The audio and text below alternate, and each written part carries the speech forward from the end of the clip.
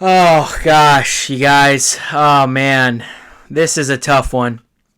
This is a tough one to take in for multiple reasons, which I'll get to. But, man, SEC, the Gators, we are back. First SEC matchup of the year, and we have a lot to discuss with the Gators and Alabama. Man. Hey, Tom Petty, out for you, man. That one was for you. Not backing down. If you guys don't know, Gator Nation knows, but fourth quarter playing Tom Petty, rest in peace song. Won't back down. That's just who we are. That's what Gator Nation is.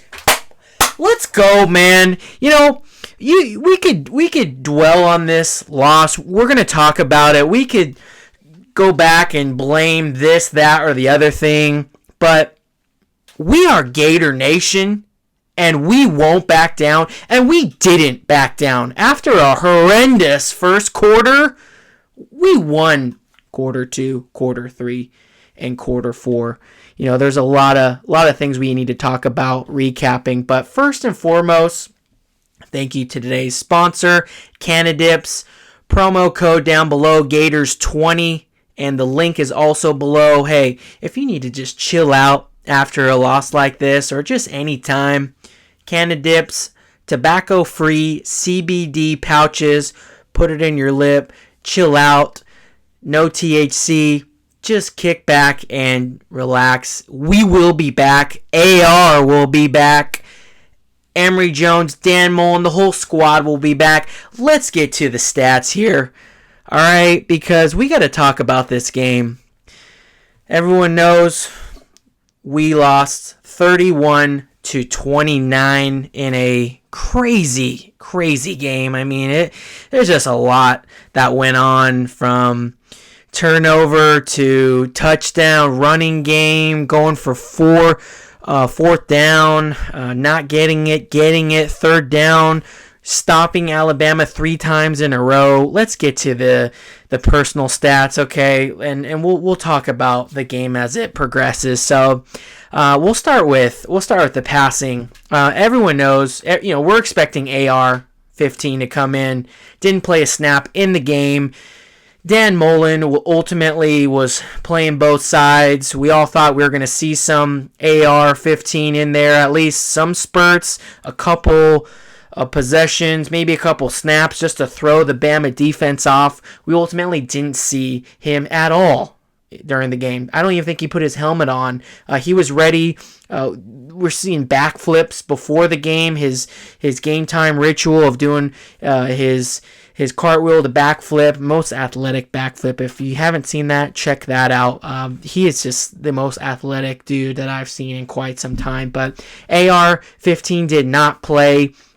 However, Emory Jones, he knew. I mean, his mental game was in there. He came in and took charge of the offense. Didn't start off great. We'll go over his stats right now. 18 for 28, 195 yards, no touchdowns, 1 interception. That interception did come at a pretty costly time, which Bama took advantage and ultimately got some points out of it. No passing touchdowns, 18 for 28. He just still seems like he's a step too slow. I mean, he can run the ball. We'll talk about his rushing stats, but ultimately we need to pass. We have to overcome the passing game if we're going to be an SEC champion, ultimately in the college football playoff discussion, which we will be back. We will be in the SEC championship representing the East. We're going to take down the rest of the SEC in our schedule. Georgia, we're coming for you. Tennessee, South Carolina, get ready. AR's coming back, but ultimately, let's get back to the stats here. Florida rushing. I mean, we were great rushing the ball. Rushing the ball was something that we can do. We're all about the rushing. And Malik Davis, I mean, come on, baby. Running hard. Give him the ball more. 10 carries for 86 yards, average of 8.6, 1 touchdown, 26 long. Let's go. I mean, Malik Davis played awesome. I just didn't see him so much at the end of the game. I know we like to roll with who's hot at the time. We got a lot of running backs who can run hard, get yards after contact, but like I think we all kind of know Malik Davis is our ultimate back who, let's give him the ball. He's a playmaker, and that not the fourth down, but going for the extra point. We're at 29-31. We're going for the extra point.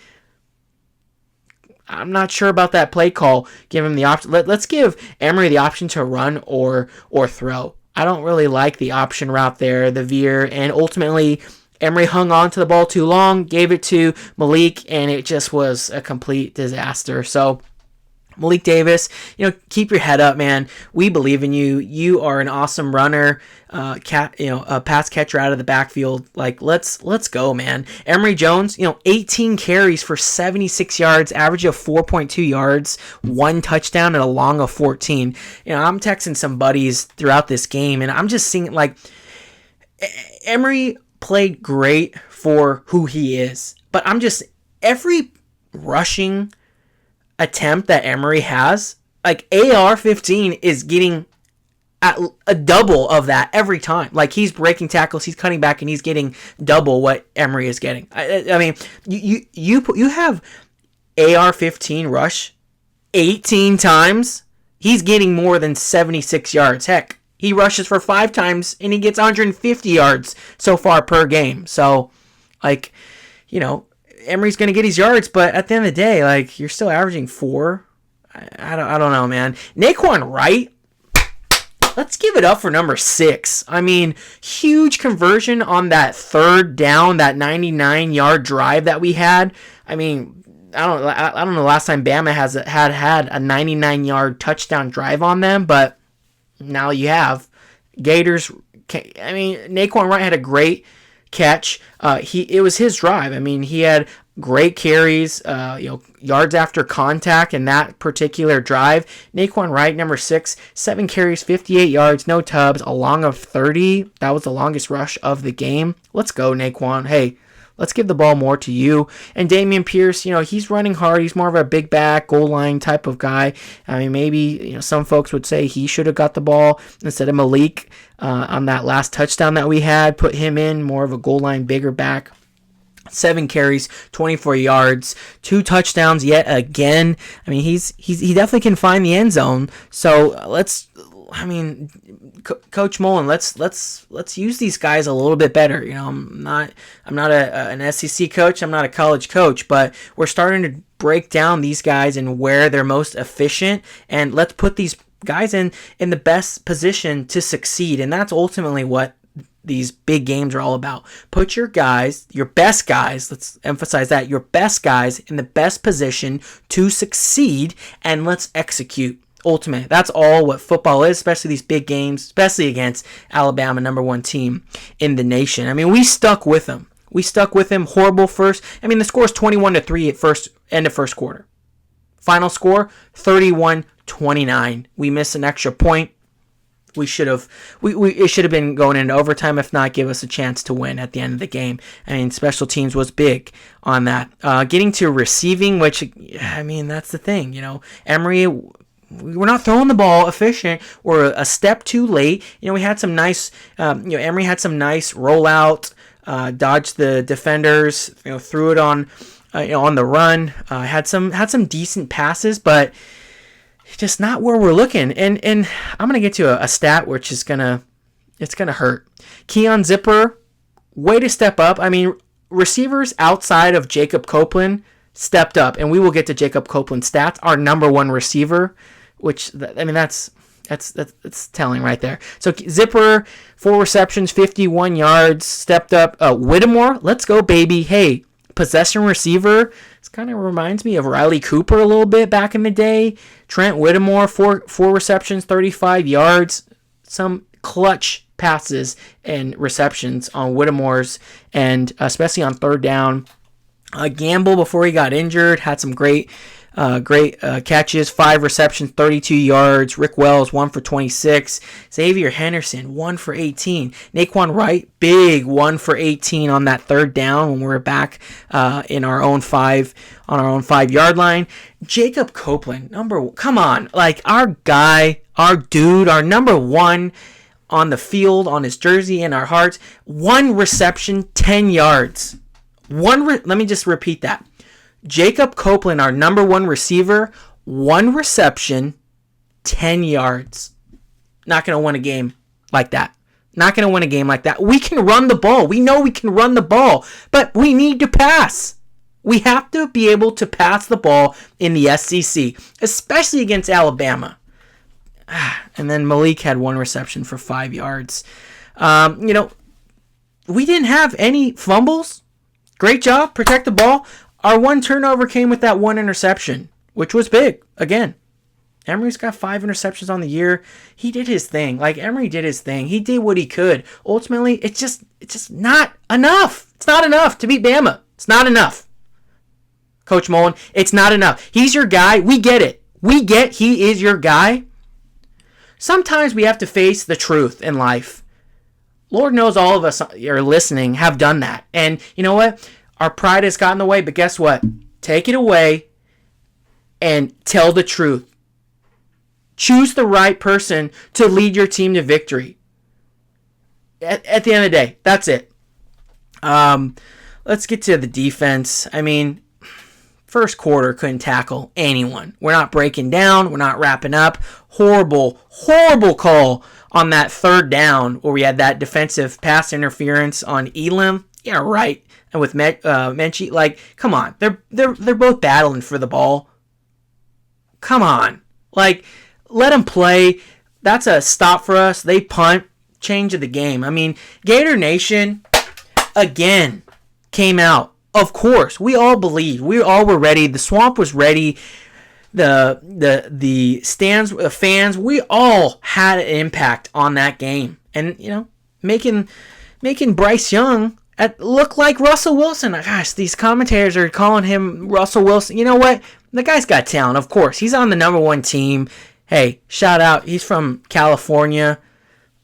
He's at Alabama starting, sophomore. He's got potential. He's doing a great job. He's having a great year. But they weren't doing anything that we could not stop. We at one point, we stopped them 3 times in a row. We got to capitalize that. We have to capitalize, especially with these big time teams out here. And that's what's most frustrating, I think, for all of us Gator fans and Gator Nation is when we hold the number 1 team 3 times in a row, we got to get at least 2 touchdowns out of that if we're going to have a chance. And we had a chance, even with not doing that. It just wasn't enough. It just wasn't enough. Now, I tell you this. Alabama, we will see you again in Atlanta. Again this year. Emory Jones, our defense, and most importantly, I'm going to get close to the mic here. Anthony Richardson, AR-15, will be back. You have not seen him yet?